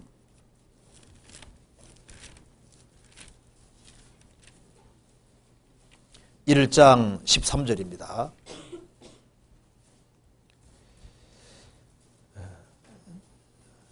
(1장 13절) 사람이 시험을 받을 때 내가 하나님께 시험을 받는다 하지 말지니 하나님은 악에게 시험을 받지도 아니하시고 친히 아무도 시험하지 아니하시느니라. 오직 각 사람이 시험을 받는 것은 자기 욕심에 끌려 미혹됨이니. 여기에 시험은 옆에 써놓으면 좋겠습니다. 템프테이션, 유혹이거든요. 사람이 유혹을 받을 때 내가 하나님께 유혹을 받는다 하지 말지니 하나님은 악에게 유혹받지도 아니하시고 친히 아무도 죄에 짓도록 유혹하지 아니하시느니라. 오직 각 사람이 유혹을 받는 것은 자기 욕심에 끌려 미혹됨이니. 자기 욕심에 끌려서 유혹되는 거예요. 그러니까 하나님은 어떤 사람도 죄에 짓도록 유혹하지 않으십니다. 그런데 하나님은 테스트는 하셔요. 창세기 22장에 하나님이 아브라함을 시험하시려고 테스트입니다. 하나님을 정말 사랑하는 여부를 알기 위해서 독자 이삭 바치라고 시험했다고 되는데 테스트입니다. 그 테스트에 합격했잖아요. 그건 유혹이 아닌 겁니다. 또 한 가지는 욥은 10명의 자녀를 잃는 시련을 당했죠. 하나님은 그 사람 견딜 수 있는 범위 안에서 트라이얼, 시련을 주십니다. 주님은 테스트도 하시고 시련도 주시지만 감당할 범위 안에서. 그런데 죄에 짓도록 유도하는 것은 없는 거예요. 그죠? 그래서 유혹을 주시는 것은 없는데 저 사람이 정말 주님을 사랑하는 여부를 알려고 돈을 주기도 하고 뺏어가기도 하고 여러 가지를 주님이 시험하는 게 있거든요. 그 마음을 저울질 하시기 위해서 그런 거 있어요. 시험하시는 건 있습니다. 그래서 어떻게 반응하는가 주님 보시는 거예요. 테스트하는 거 있습니다. 그리고 그 사람이 견딜 수 있는 범위 안에서 시련을 주십니다. 어느 사람, 너 나 순교시키면 어떡하나 걱정하지 말아요. 아무나 순교하는 게 아닙니다. 어느 사람 생각해요. 아이고, 요번 10명의 자녀가 다 죽었는데 하나님 내 자녀 죽이면 어떡하나 걱정하지 말아요. 주님께서 그 사람 견딜 범위 안에서 주시는 겁니다. 아무 사람에게 주시는 게 아닙니다. 그래서 이렇게 정리하면 되겠습니다. 보통 고난이라고 하면은 그게 죄 지은 것이 아닌 상태에서 주님이 일부러 어려움 줄 수 있거든요. 그건 아주 좋은 목적이 있는 겁니다. 그리고 무슨 죄를 지어서 오는 징계가 있을 수 있는데요. 징계가 당장 안 온다고 좋아하지 마세요. 징계는 정확히 옵니다. 세월이 지나서도 옵니다. 야곱의 10명의 아들들이 11번째 요셉을 팔아먹었지 않습니까? 그래서 요셉이 막 팔려가면서 형님들을 살려주세요. 잘못했어요. 이렇게 했지 않습니까? 매몰차게 거절했잖아요. 그런데 10몇 년이 지난 이후에 그 10명 형들이 된통 당했잖아요. 우리가 요셉을 그렇게 하지 말았어야 되는데 하고 막 괴로워하고 징계를 톡톡히 받았습니다. 세월이 지나서 동생을 억울하게 한 것에 대한 징계를 받고 그 외에 계속적으로 마음고생하는 거 봐요. 그 징계가 있습니다. 성도에게는 징계가 오는데 빨리 안 온다고 좋아하지 마세요. 나중에라도 반드시 옵니다. 그러니까 처음부터 바르게 사는 길을 택하는 것이 현명한 거예요. 징계 한번 받아보지 뭐 이렇게 그런 소리 하지 마세요. 하나님은 책찍질을 하신다. 그 책찍이 얼마나 아픈데요. 사랑하신 자를 징계하시고 받으시는 아들마다 책질하십니다. 책찍을 안 받아봐서 그러시오. 요즘 학생들은 매사를 안 받아보잖아요. 물풀이 나무 이런 것도 얼마나 아프고 빠따 맞을 때 얼마나 아픈데 그 정도가 아니라 책찍은 더 아픈 거거든요. 그러니까 조심해서 하는 것이 현명한 겁니다. 별다른 죄를 범한 것이 아닌 상태로 오는 어떤 고난이 있을 수 있습니다. 그래서 구원받은 사람이 무슨 병이 들었을 때 신방 가서 자매님 무슨 죄 지었어요? 얘기해봐요. 이렇게 하면 안 된다 그 말입니다. 왜? 죄가 아닌 경우로도 병 올 수 있거든요. 욥의 세 친구들은 욥이 엄청난 재앙 당하니까 욥 너는 틀림없이 죄 지었다 그랬거든요. 안 지었어요. 왜? 욥의 세 친구들은 이런 엄청난 고난은 죄로만 온다고 생각하는 거예요. 죄로만. 아닌 거예요. 죄가 아닌 상태로 올 수도 있는 겁니다. 그러니까 그걸 구분을 우리가 정확히 못하기 때문에 쉽게 판단하지 마세요. 그리고 이제 또 한 가지는 그 다음 질문. 구약 시대에는 이스라엘 사람들은 짐승을 잡아 제사 드림으로써 구원을 받았는데요. 이방인들은 그럼 다 지옥에 갔는지요? 그리고 대속죄일에 1년치 죄를 대속받았는데요. 그러면 대속받고 또 죄를 지은 후에 제사를 드리지 못하고 죽은 경우에는 어떻게 되는지요? 좀 좋은 질문이죠. 자, 구약시대 때는 이스라엘 사람들은 짐승을 잡아 제사 드림으로 구원받았는데 그 이방인들은 다 지옥 갔느냐? 성경에 답이 안 나와 있습니다. 몰라요. 모른다 하면 돼. 사도행전 17장 봅시다.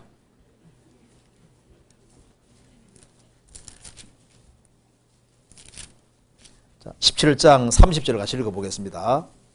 같이 읽겠습니다. 17장 30절을 같이 읽겠습니다.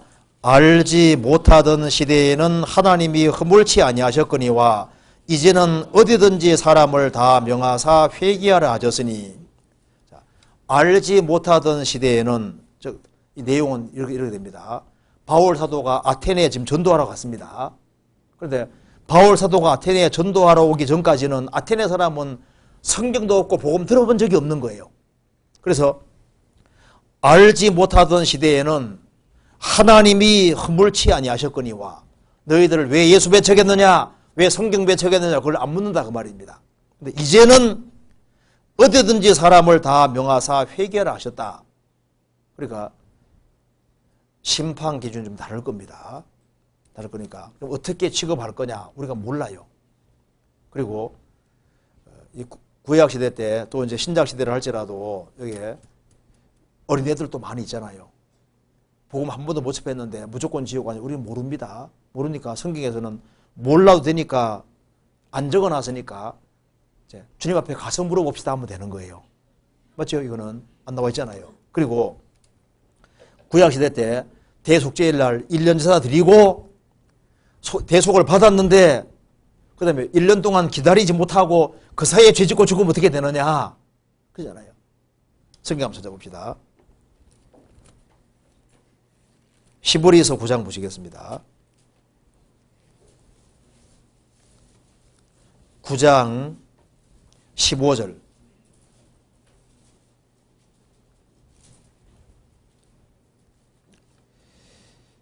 같이 읽어보겠습니다.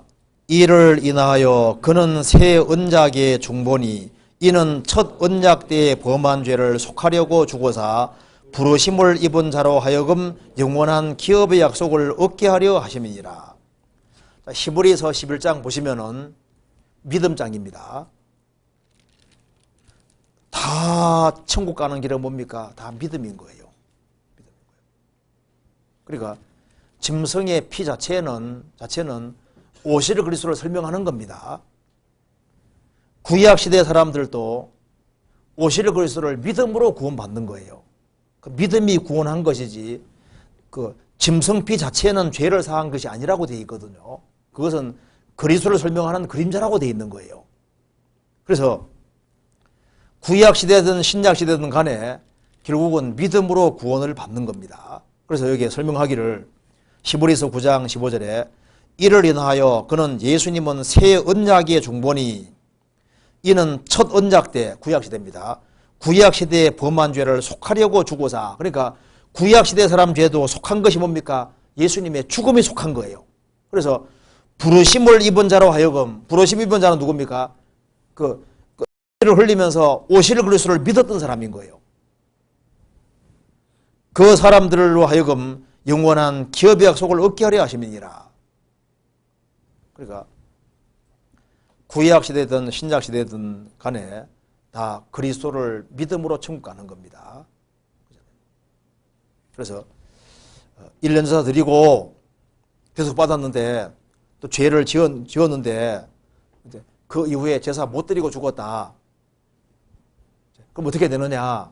그런데 제사를 꾸준히 드리고 그거 자체가 오실 그리스도를 믿고 그렇게 됐으면요. 그 믿음 통해서 천국 가는 거예요.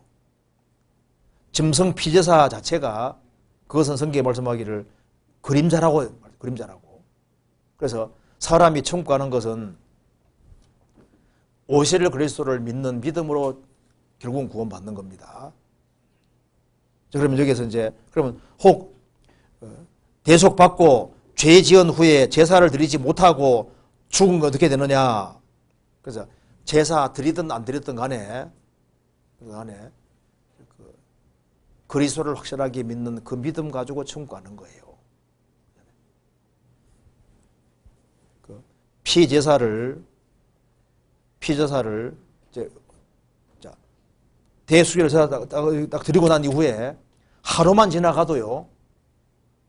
솔직히 대수결 제사 드렸습니다. 드리고 난 이후에 땡 1년 사함 받았거든요. 그 하루만 지나가면요. 죄 지은 거예요, 안 지은 거예요? 솔직히 얘기해 봅시다. 솔직히. 안 지은 거예요? 하루만 지나도 지은 거거든요. 그러니까 이스라엘은 그 제사를 계속 반복해 드리고 이렇게 함으로써 그리스도가 오셔서 우리 죄를 대속하는구나. 그 자체를 제사를 통해서 설명해 주는 겁니다. 그리고 참 신앙이 있는 사람은 자기가 죄를 지었으면요. 또 짐승을 가져가 또 수시로 또 짐승을 죽여서 죄를 사함 받았던 거예요. 그렇잖아요. 대속죄일뿐 아니라 평상시에도 제사를 위해서 짐승 가져갔던 겁니다. 그렇잖아요. 그러니까 여기에 죄를 지은 후에 제사 드리지 못하고 죽으면 어떻게 되느냐 이런 질문 자체가 사실은 어폐가 있는 거예요. 그리고 진짜 믿음 있는 사람은 주님께서 진짜 믿음 있는 사람은 제사 드리게 하고 그리고 평상시 드리게 이렇게 하고 이렇게 해서 오실 것을 믿는 겁니다. 그러니까 여기 히브리서 1장 보면요, 천국 간 사람이 다 믿음으로 간 겁니다. 그렇잖아요.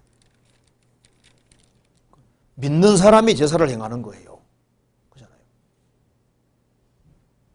그래서 예수님 피가 영원히 사했다고 했을 때 구약과 신약 다 포함시키는 겁니다. 그렇잖아요.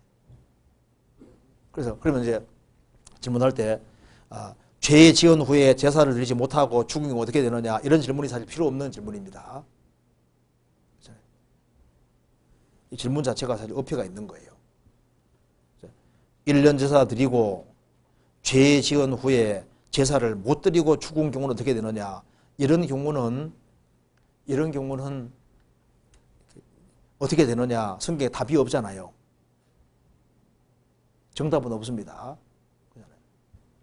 그럼 이제 이 제사 드렸는데 제사를 드렸어도 자기 마음을 괴롭게 하지 아니하면 효력 없다고 되어 있습니다. 레위기 찾아봅시다. 23장 찾아봅시다. 레위기 23장.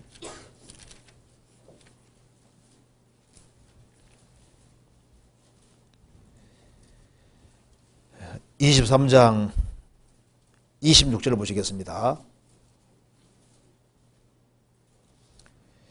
여호와께서 모세길로 가라사대 7월 10일은 속죄일이니 너희에게 성해라. 너희는 스스로 괴롭게 하며 여호와께 화제를 드리고 이날에는 아무 일도 하지 말 것은 너희를 위하여 너희 하나님 여호와 앞에 속죄할 속죄일이 됨이니라. 그 다음 읽겠습니다. 이날에 스스로 괴롭게 하지 아니하는 자는 그 백성 중에서 끊쳐질 것이라. 그러니까 짐승피를 드렸어도 정말 죄 때문에 괴로워하고 정말 뉘우치고 돌이키지 않는 사람은 효력이 없다, 그런 뜻인 겁니다. 양을 죽여서도 그 우슬초에 찍어서 안 바르면 내 것이 안 되는 거예요. 무슨 말이 되죠? 그러니까 짐승 피제사를 드릴 때 그 피가 나 때문에 흘러진다는 걸 알고 그래서 그걸 자기에게 개인 적용시켜야만 자기 것이 되는 거예요. 이게 믿음이거든요. 믿음. 우슬초에 찍어 바르는 것도 믿음이라고요. 짐승 피제사 드릴 때, 그 피 드릴 때 그것을 자기와 연결시키는 사람이 자기 것이 되는 거예요. 스스로 괴롭간다는 말 그 말이거든요. 형식은 거기서 믿음이라는 게 안 들어가면 효력이 없는 거예요. 예수님 우리 때문에 죽었지 않습니까? 죽었는데 그걸 자기 것으로 안 받아들이면 내 것이 안 되잖아요. 그러니까 예수님 피를 흘려서도 받아들여야만 내게 되는 겁니다. 그러니까 구약시대 때에도 짐승 피제사 드릴 때 그 짐승이 피를 흘리는 그것이 나 때문이라는 것을 사실로 받아들여야 되는 거예요. 이제 그게 믿음이거든요. 그 믿음으로 청구하는 겁니다. 그런데 이제 죄를 지은 후에 제사 드리지 못하고 죽은 거 어떻게 되는지요? 성경에 뭐 말이 없어요. 어떻게 되는지 말이 없습니다. 그런데 확실한 것은 그 하나님을 향한 믿음이 확실하고 오실 그리스도를 확실하게 믿는 사람이잖아요. 그 사람들은 천국 갔다고 말입니다. 그리고 이제 솔로몬 성전이 이제 지어지기 전에 여기 이제 구약 시대 때 성막이 있었고 성전이 있었지 않습니까? 솔로몬 성전이 파괴되고 다니엘 같은 경우는 바벨론 포로가 있었거든요. 그렇잖아요. 포로가 있었는데 그 뭐 바벨론 포로에서 뭐 짐승 죽일 수 있는 길이 없잖아요. 그렇잖아요. 그 짐승 피제사 했다는 말도 없거든요. 근데 다니엘 어디 갔습니까? 천국 가잖아요. 그리고 바벨론 포로 잡혀가 70년 동안 있었는데 그 사람들이 뭐 성전도 없잖아요. 피제사도 못 드리거든요. 그럼 어디 갔냐 그 말입니다. 그러니까 신구약 시대 모든 시대에 사람을 구원하는 것은 궁극적으로 누굽니까? 그리스도가 사람을 구원하는 거예요. 그리스도가. 그러니까 그러면 구약 시대 사람이 얼만큼 구원받은 우리는 몰라요. 얼만큼 그리스도를 믿었는지 확실하게 우리 모르거든요. 근데 우리 확실히 아는 사람 다윗 천국 갔다. 확실히 알 수 있잖아요. 성경에 나와 있으니까. 다니엘은 천국 갔다. 알 수 있잖아요. 그리고 이제 얼만큼 한지 우리가 정확히는 알 수 없습니다. 어쨌든 간에 이것은 성경은 분명히 말하고 있기를 구약 시대든 신약 시대든 간에 천국 간 것은 확실한 믿음으로 가는 게 확실한 거예요. 그것만은 확실한 겁니다. 그리고 이제 이런 질문은 별로 필요한 질문이 아닌 것처럼 생각이 됩니다. 우리 시대는 단번에 확 구원받아 버리잖아요. 그렇잖아요. 근데 구약 시대 때는 또 한때는 믿는다고 믿었는데 안 믿게 될 수도 있지 않습니까? 그렇잖아요. 그러니까 구약 시대 정확히 알 수가 없는 거예요. 우리 시대는 확실하게 천국 가는 믿음이 확실하게 이루어지는 순간에 성령께서 보증으로 들어오시니까 구원이 보장되는 거잖아요. 근데 구약 시대 때는 정확히 알 수가 없는 겁니다. 그렇잖아요. 가봅시다. 그 다음 질문.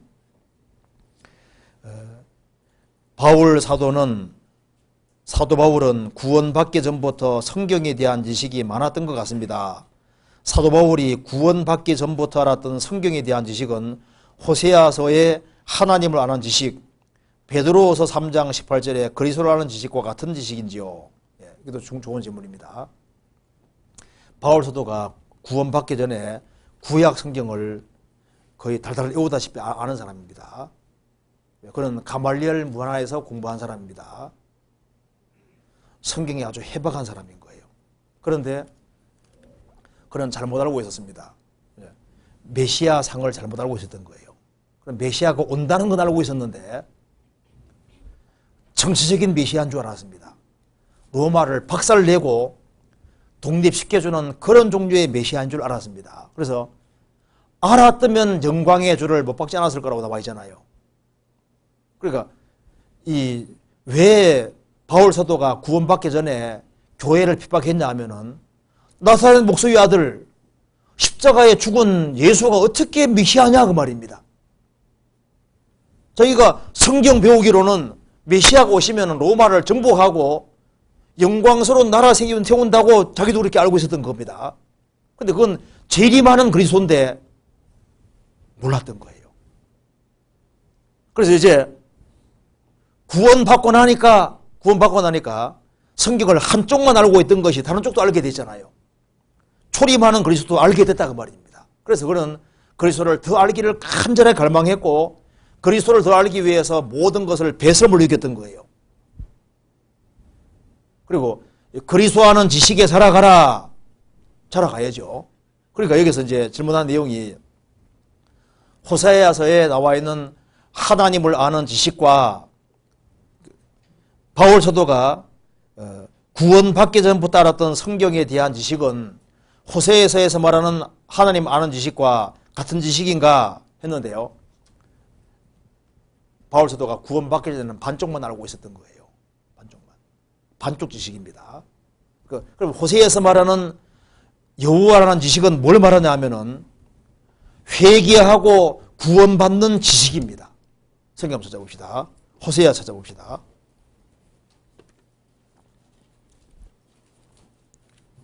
호세아서 14장을 먼저 봅시다. 먼저 호세아 4장부터 먼저 볼까요? 4장 6절입니다. 내 백성이 지식이 없으므로 망하는도다. 그 다음에 6장 6절을 같이 읽어보겠습니다. 나는 인애를 원하고 제사를 원치 아니하며 번제보다 하나님을 아는 것을 원하노라. 그럼 어떻게 하는 것이 하나님을 아는 것일까요? 호세아 14장 시작합시다. 9절.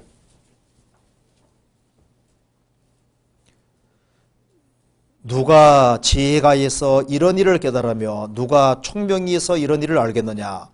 여호와의 도는 정직하니 의인이라야 그 도에 행하리라. 그러나 죄인은 그 도에 넘어지리라. 그러면 누가 총명이 있어 이런 일을 깨달으면 누가 총명해서 이런 일을 알겠느냐. 그러면 도대체 이 무슨 지식을 말하는 것일까요? 13장 14절 같이 읽어보겠습니다. 다시 읽겠습니다. 내가 저희를 음부의 권세에서 속량하며 사망에서 구속하리니 사망아 내 재앙이 어디 있느냐 음부야 내 멸망이 어디 있느냐 뉘우침이 내 목전에 숨으리라.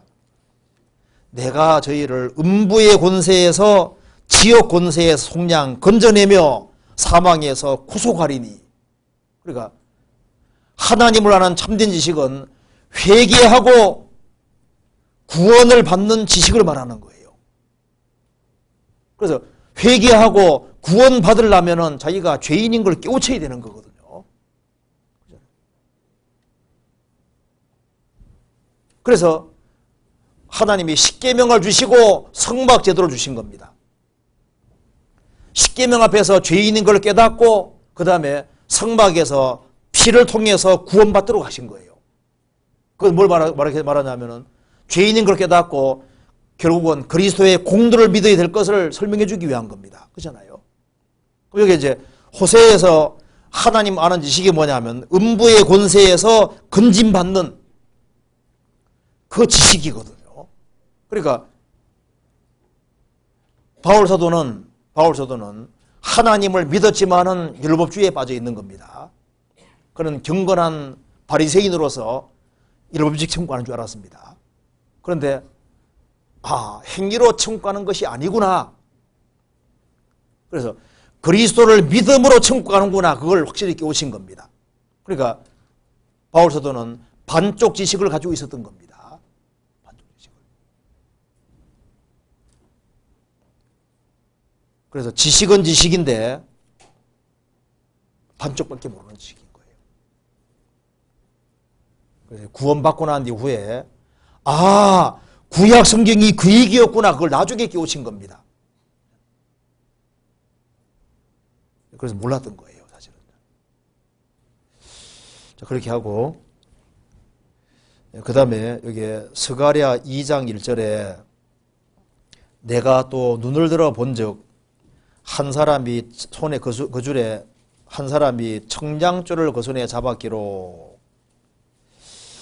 자, 이 말씀에서 청량줄을 손에 잡은 사람이 누구인지 궁금합니다. 근데 이것은 자세히 읽으면 답이 나와 있거든요. 찾아봅시다. 스가랴서 2장. 자, 2장 1절.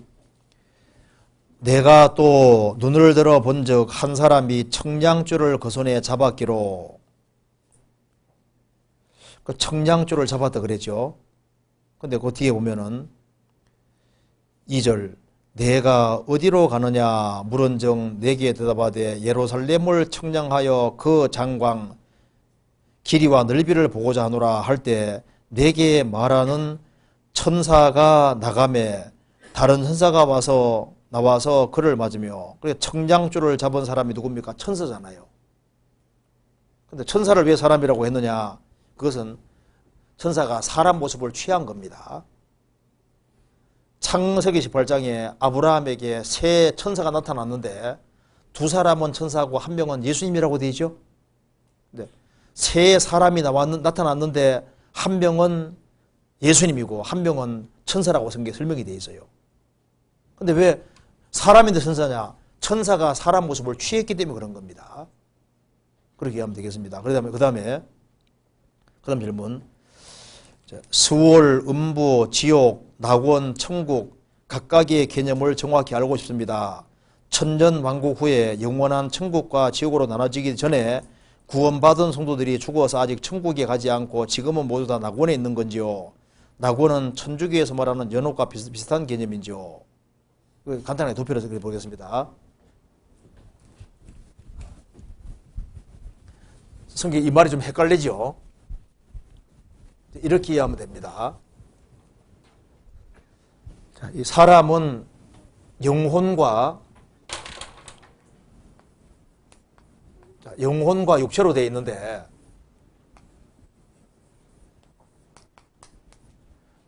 사람이 죽으면 육체는 무덤으로 갑니다. 근데 구원받은 사람 영혼은 죽는 즉시 낙원으로 갑니다. 그래서 낙원이 파라다이스입니다. 파라다이스로 갑니다. 그래서 구원받지 아니한 사람은 음부로 가는데요. 음부가 헬라 말로 하데스입니다. 구원 안 받은 사람은 하데스로 갑니다.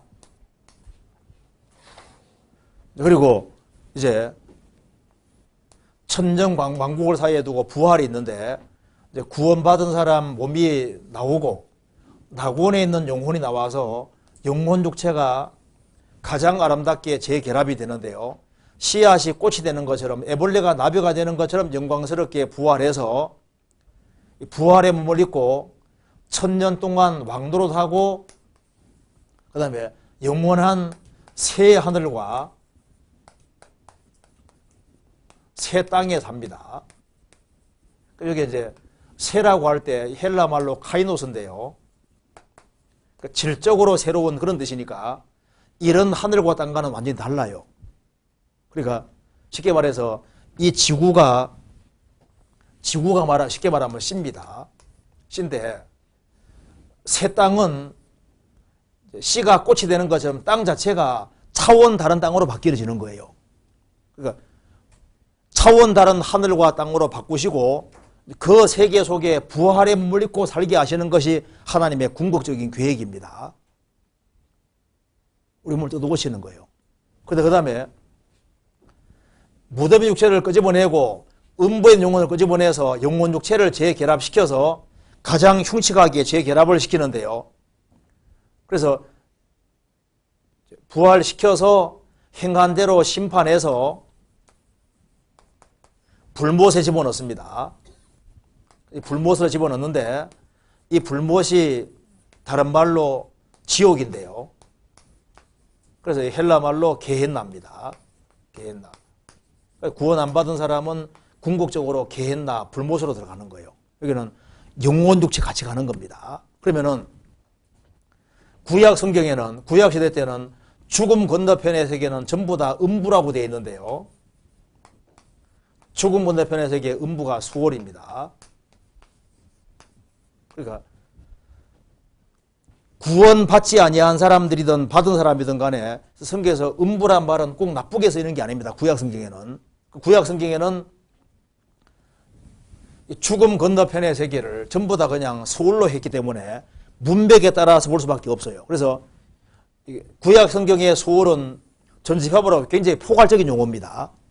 그래서 야곱도 내가 죽으면 음부에 간다고 했거든요.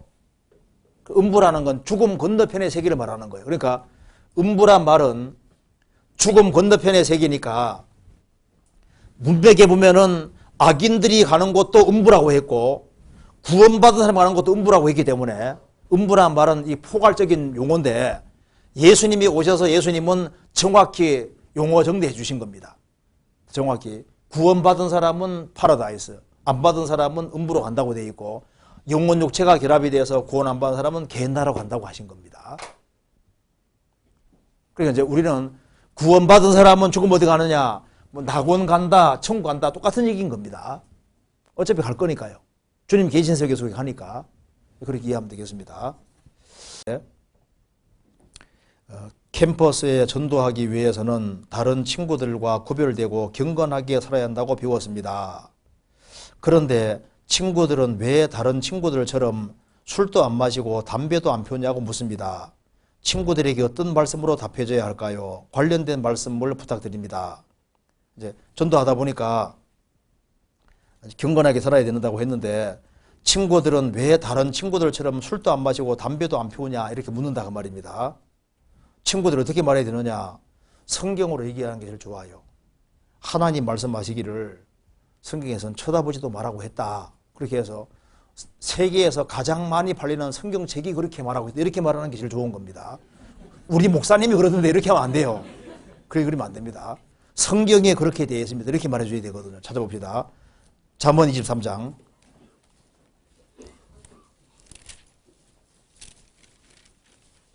자, 23장 31절.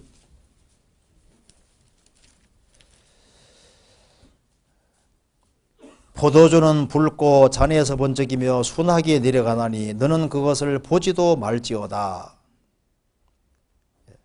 포도주는 붉고 잔에서 번쩍이며 순하게 내려가나니 너는 그것을 보지도 말지어다. 쳐다보지도 말라고 되어 있죠. 성경에 이렇게 나와 있다. 이렇게 얘기해주고, 고린도 전서 6장에는 주님은 우리 몸을 유하신다고 했습니다. 몸은 성령의 전이라고 되어 있거든요. 그래서 이건 내 몸은 내 것이 아니라 성령의 전이니까 여기에다가 이제 안 좋은 물을 집어넣으면 안 되잖아요. 그죠? 알코올 집어넣지 말고 이제 담배 같은 거, 술 같은 거, 그건 성경에서 옳지 않게 여기는 겁니다. 그래서 성경이 금지하고 있다 이렇게 답하는 게 제일 좋을 겁니다. 그죠? 뭐 성경 그런 것이 있어, 있다 봐라, 있잖아. 성경 보여주는 게 제일 좋아요. 우리 교회에서 먹지 마라 그래 이렇게 말하지 마세요. 너무 너희 교회는 너무 심하다 이렇게 말한다니까요. 아시겠죠? 그 다음에 이거 하나만 이제 더 마쳐야 되겠습니다. 교회가 연합하고 하나 되는 것이 주님의 뜻인 줄 알고 있습니다. 그런데 형제님들은 하나 되는 모습이 보이는데 자매님들은 하나 되는 것이 정말 어려운 것 같습니다. 어떻게 하면 수원교회 자매님들이 하나가 될 수 있을까요? 답답하기도 그 마음의 문제가 됩니다. 이렇게 얘기했습니다. 뒤에가 재밌는데 시간이 다 돼가지고. 자, 먼저 알아야 될 것이 있습니다. 자, 구원받은 사람은 벽돌입니까? 산돌입니까? 산돌이죠. 산돌입니다. 그 돌은 모양이 같습니까? 다양합니까? 자, 남자가 다양할까요? 여자가 다양할까요? 여자가 훨씬 더 다양해요. 그래서 알다가도 모르는 게 여자입니다. 그래서 성경 레위기 14장에 보면은 돌집이 나오잖아요. 교회는 신령한 돌집인데 그 다양한 이제 돌이 이렇게 연결돼 가지고 신령한 교회를 이루는 겁니다. 근데 하나님께서 문제 삼으신 것은 돌 모양 가지고 문제 안 삼았거든요. 돌에 색점이 발하고 퍼질 때 문제 삼은 거예요. 색점이라는 게 뭐냐면은 도덕적으로 큰 죄를 가지고 들어왔다든가 도덕적인 죄를 퍼뜨린다든가 신앙적인 죄를 퍼뜨릴 때 그걸 문제 삼으셨거든요. 그럼 여기 이제 형제들은 연합이 잘 되는데 자매들은 하나 되기 정말 어려운 것 같습니다. 그런데 그럼 어떻게 하면 수원교회 자매들이 하나가 될 수 있을까요? 자, 그런데 보세요. 그러면 이 교회가 지금 자매들이 무슨 돌은 돌인데 색점 바란 돌은 없잖아요. 자, 무슨 도덕적인 죄를 퍼뜨리는 사람이 있어요, 없어요? 없죠. 신앙적인 잘못된 교리 퍼뜨리는 사람도 있어요, 없어요? 없잖아요. 그러면 그 돌집이 문제가 있는 겁니까, 없는 겁니까? 문제 없죠? 그러면 수원교회 그 어머니들, 자매님들 문제 있어요, 없어요? 주님 볼 때는 문제가 없어요. 그럼 어떻게 해야 되느냐? 그럼 뭘 배워야 되느냐? 자, 마음에 안 드는 건 생기죠. 그렇지 않습니까? 마음에 안 드는 게 생기니까 성경이 말씀하기를 이렇게 하라 그랬잖아요. 성경 찾아봅시다. 마태복음 18장에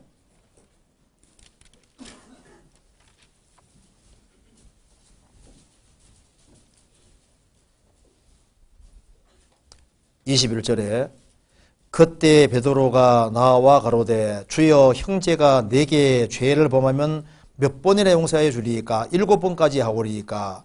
예수께서 가라사대 내게 이르노니 7번뿐 아니라 70번씩 7번이라도 할지니라. 여기 개성이라는 게 있을 수 있거든요. 그래서 이제 개개인에게 어떤 갈등을 줄 수도 있고 이제 줄 수 있거든요. 그런데 그런 것이 생길 때 15절부터는 교회적으로 문제되는 죄를 말하는 거고 21절을 이하는 개인적으로 문제되는 걸 말해요. 개인적으로. 그것에 대해서 몇 번 용서하리이까? 70번씩 7번이라도 그 말은 무한히 용서해 주라 그 말입니다. 무한히. 마음에 안 드는 것이 보이니까 기도해 주고 마음에 안 드는 것이 보이니까 용서해 주는 겁니다. 그리고 이제 더 하나가 되는 것은 서로서로 마음을 낮추면 이제 저절로 하나가 되게 돼 있어요. 하나가. 그래서 마음에 안 드는 것이 보이고 한다 할지라도 그것 때문에 하나가 안 되는 게 아닙니다. 그래서 같이 앉아 있는 것부터 하나인 거예요. 돌집이죠, 돌집. 그래서 형제들보다 여자들은 더 다양한 돌에 속합니다. 이렇게 돌이 많네요. 돌인데 아주 다 다양해요. 남자들하고 너무 다릅니다, 여자들. 그러니까 문제가 있는 것이 아니고 문제가 있는 것이 아니기 때문에 답답해하지 할 필요 없어요. 답답해하지 말아요. 그리고 신앙생활을 다 잘하는 사람들이 모였기 때문에 마음을 좀 더 낮추고 이렇게 하면 저절로 하나가 될 겁니다. 그리고 부부가 둘이 살아도 하나가 잘 안 되는데요. 여러 사람 모였는데 이제 갈등이 생기고 문제가 있을 수 있죠. 그건 당연히 있는 거예요. 그러니까 사랑은 오래 참고 하는 이유가 있는 겁니다. 오래 참고, 오래 참아야 되는 것이 맞아요. 오늘 여기까지 하고, 뒤에가 질문이 많은데, 앞에 얘기하다가 다 끝난 것 같습니다. 그래서 이건 다음번에 하도록 합시다. 자, 기도하고 마치겠습니다. 자비로우신 우리 아버지 하나님 감사합니다. 저희들을 구원해 주신 그 크신 은혜와 사랑을 인하여 진심으로 감사드립니다. 주님께서 저희들에게 지혜와 총명을 주시고 하나님 말씀 위에 굳게 설 수 있도록 도와주시옵소서. 또 다음 시간 주님의 거룩한 말씀께 부탁드립니다. 주 예수 그리스도 이름으로 기도하옵나이다. 아멘.